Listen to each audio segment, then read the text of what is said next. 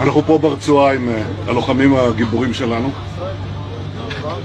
אנחנו עושים כל מאמץ להחזיר את חטופינו, ובסופו של דבר נחזיר את כולם.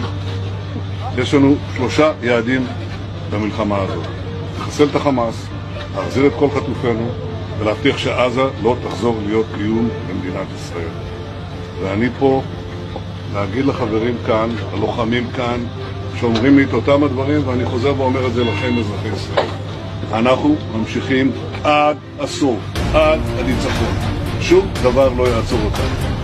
ואנחנו משוכנעים שיש לנו את הכוח, את העוצמה, את הרצון והנחישות להשיג את כל יעדי המלחמה. וכך נעשה. הייתי שם על הקיר, ישבתי עם סגן הרמטכ"ל, עם המפקדים, ועל הקיר היה כתוב עם ישראל חי. אז עם ישראל חי, ועם ישראל גם מנצח. בזכותכם, בזכותכם. תודה לכם. עוד מתנצח לארץ. תודה. יש רוח, יש עוצמה, יש נחישות, ויש תוצאות.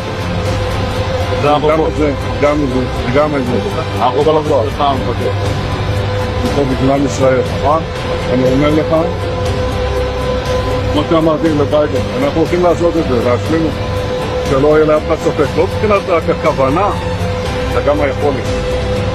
אני מאמין בכם, כן?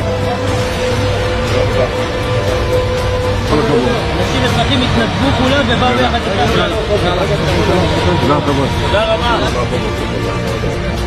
תודה